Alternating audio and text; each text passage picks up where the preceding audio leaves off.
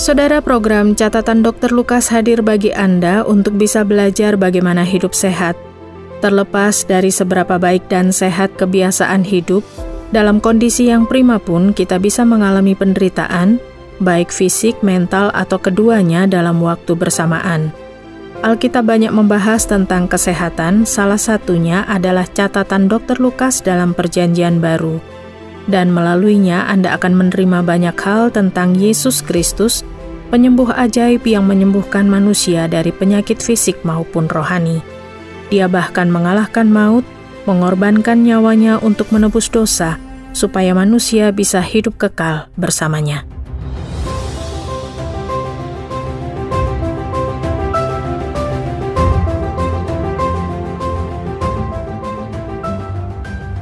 Tembi, wanita 66 tahun, tinggal di pinggiran salah satu kota besar di Afrika.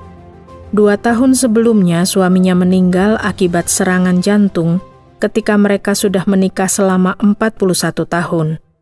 Tembi dan suaminya tidak bisa punya anak, sehingga sekarang tinggal sendirian. Beberapa bulan belakangan ini, ia sering merasakan nyeri pada bagian dada dan punggungnya. Ia memutuskan untuk memeriksakan diri ke dokter, yang mengatakan bahwa dirinya perlu menjalani beberapa tes karena adanya potensi gangguan jantung. Sebelum sempat menjalani rangkaian tes, ia mengalami serangan jantung di rumah sakit itu. Tembi langsung mendapatkan perawatan dan harus menjalani operasi bypass jantung. Perawatannya membutuhkan waktu yang cukup lama, tapi akhirnya dia diperbolehkan pulang. Sesampainya di rumah, Tembi khawatir dirinya akan kembali terkena serangan jantung dan tidak ada yang bisa menolongnya karena dia tinggal sendiri. Beberapa tetangganya mengunjunginya setelah kepulangannya dari rumah sakit. Tapi hal itu tidak mengurangi khawatirnya. Ia juga kemudian mengalami kesulitan tidur. Dia merasa mudah lelah dan tidak berenergi. Namun ia berpikir bahwa hal ini adalah efek samping dari operasinya. Dia juga kehilangan nafsu makan dan harus memaksa dirinya untuk makan. Tembi juga sering merasa sedih tanpa alasan. Dia merasa sangat kesepian. Tembi juga tidak lagi melakukan aktivitas yang biasanya dia nikmati untuk dia lakukan sebelum operasi jantung. Dia tidak lagi merawat kebunnya dan pekerjaan rumahnya juga sering kali terbengkalai. Tembi sangat menghargai tetangganya yang sering mengunjunginya, tapi lama-kelamaan dia tidak lagi ingin bertemu siapapun. Dia menjadi sering gugup ketika orang lain datang ke rumahnya dan sering menolak undangan teman-temannya untuk keluar rumah. Tembi merasa sakit, sedih, dan kesepian. Hal yang paling mengganggunya saat ini adalah nyeri dadanya yang muncul kembali. Karena takut akan terjadi serangan jantung lanjutan, Tembi pergi ke rumah sakit untuk konsultasi kembali dengan dokternya. Tapi hasil pemeriksaannya menunjukkan bahwa jantungnya baik-baik saja, dan nyeri yang dirasakannya bukanlah akibat dari gangguan medis. Tembi pun memutuskan untuk menemui salah satu temannya untuk membicarakan masalah ini. Setelah mendengarkan masalahnya, teman Tembi memutuskan untuk menemaninya untuk berkonsultasi dengan dokter mengenai gejala yang dialami Tembi. Tembi kemudian menjadwalkan pertemuan dengan dokter untuk membicarakan nyeri dada yang dirasakannya. Dokter menjelaskan bahwa serangan jantung kemungkinan membuatnya menjadi lemah, tapi gejala lain yang dirasakannya kemungkinan adalah tanda-tanda depresi. Dokter menjelaskan kebanyakan orang mengalami depresi merasakan gejala serupa, yaitu nyeri dada. Nyeri yang dirasakannya bukanlah akibat gangguan jantung, dan menurut hasil pemeriksaan sebelumnya, jantungnya baik-baik saja. Teman yang menemaninya cukup khawatir dengan kondisi kesehatan mental Tembi saat itu.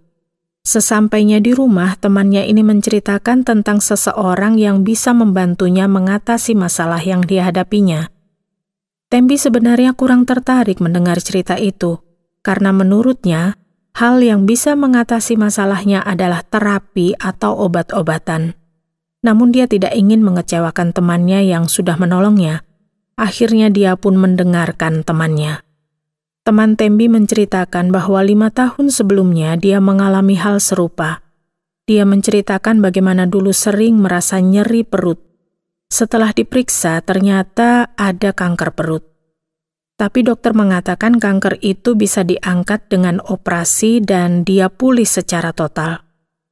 Namun tetap merasakan nyeri di bagian yang sama meskipun kankernya sudah diangkat. Saat itu dia merasa sangat frustasi sampai depresi, nyeri yang dirasakannya juga semakin parah. Kemudian salah seorang temannya menceritakan tentang seseorang yang bernama Yesus Kristus. Setelah membaca dan merenungkan Alkitab, ia menjadi percaya kepada Yesus Kristus. Setelah beriman kepada Yesus Kristus, temannya itu menceritakan bagaimana dirinya merasakan damai sejahtera dan sukacita yang belum pernah dirasakannya sebelumnya. Perlahan-lahan selama beberapa bulan, ia berhasil mengatasi perasaan depresi serta nyeri perutnya. Dokternya memberitahu bahwa nyeri yang dirasakannya bukan dikarenakan bekas operasinya, tapi bisa jadi disebabkan oleh perasaan depresinya. Pertama-tama ia tidak mempercayai hal ini, tapi sekarang dia tahu bahwa perkataan dokternya itu benar. Kesaksian ini membuat Tembi menjadi ingin tahu lebih banyak tentang Yesus Kristus. Temannya memberikan Alkitab kepada Tembi. Tembi pun mulai membaca Alkitab untuk lebih jauh mengenal Yesus Kristus. Beberapa hari kemudian Tembi datang kembali ke rumah sakit. Dia masih merasa depresi sehingga dokternya mulai mendiskusikan tentang obat-obatan yang bisa membantunya merasa lebih baik. Dokter itu memberikan sejenis obat yang bisa memperbaiki ketidakseimbangan kimiawi yang ada pada otak Tembi, yang menjadi salah satu penyebab depresinya. Dokter meminta Tembi untuk meminum obat setiap hari dan dia seharusnya bisa merasakan lebih baik dalam 1 atau 2 minggu. Tembi minum obat itu sesuai ketentuan dokternya dan perasaan depresinya memang berkurang. Dia tidur lebih baik dan lebih berenergi dalam melakukan aktivitasnya. Tembi juga tidak lagi menangis sesering sebelumnya. Gejala depresinya perlahan-lahan berkurang karena obat yang dikonsumsinya, tapi Tembi masih merasa ada yang salah dengan dirinya. Terkadang dia masih merasakan nyeri di dadanya, meskipun sekarang dia tidak lagi merasakan khawatir yang berlebihan seperti sebelumnya. Dokter itu meyakinkan Tembi bahwa obat yang diresepkan untuknya aman dikonsumsi dalam jangka panjang. Bahkan ada banyak pasien yang juga mengkonsumsi obat itu selama bertahun-tahun tanpa adanya efek samping yang berarti.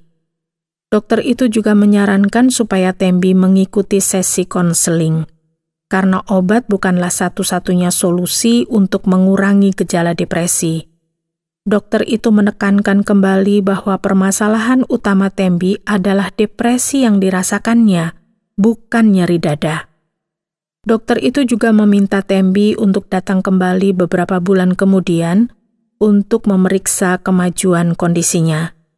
Dokter itu juga mengingatkannya untuk tidak menghentikan konsumsi obat kalau tidak ada efek samping yang muncul.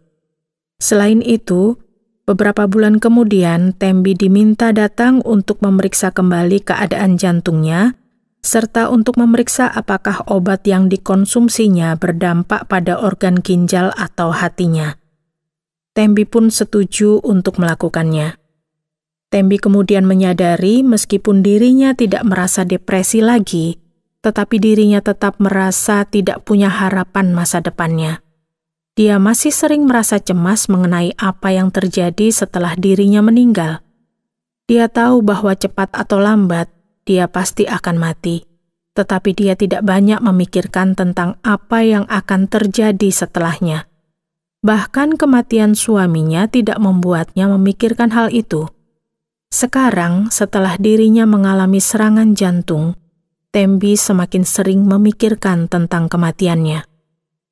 Tembi bukanlah seseorang yang religius. Namun setelah berdiskusi dengan temannya mengenai Alkitab, dia semakin sering memikirkan tentang hal itu. Sebelumnya, dia selalu berpikir bahwa kematian adalah akhir dari segalanya, bahwa tidak ada lagi yang akan terjadi setelahnya. Tembi berpikir bahwa tidak ada lagi harapan untuk dirinya. Dia hanya mengisi hari-harinya dengan duduk di rumah, pikirannya juga semakin dipenuhi dengan keputusasaan.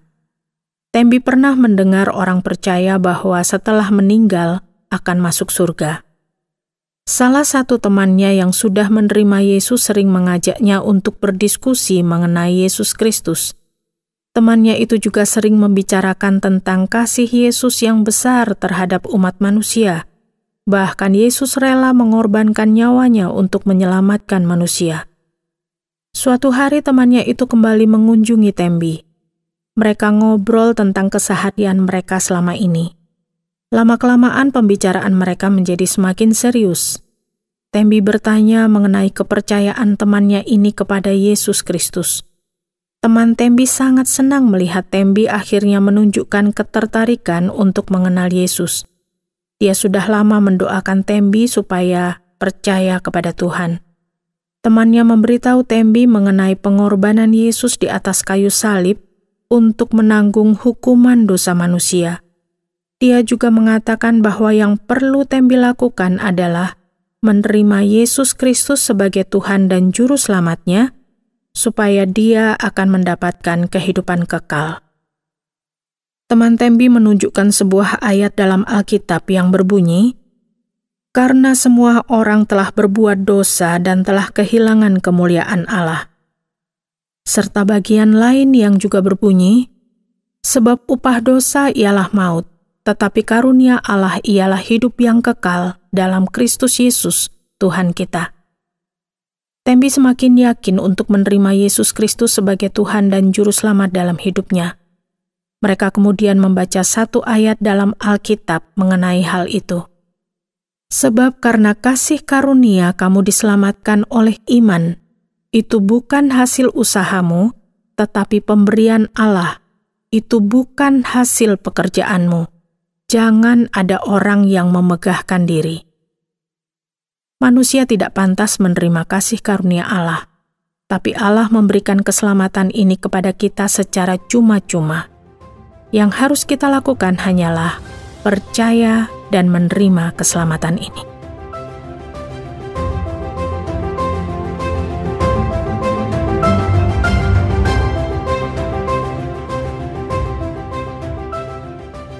Saudara pendengar, terima kasih sudah bersama mengikuti catatan Dr. Lukas, dan kiranya ini memberikan Anda pemahaman tentang kesehatan jasmani dan rohani. Kalau Anda punya pertanyaan atau terkesan dengan acara ini, silakan kirimkan tanggapan Anda bisa melalui SMS atau WhatsApp ke nomor 081 333 777 386 081 333 777 386. Sampai jumpa.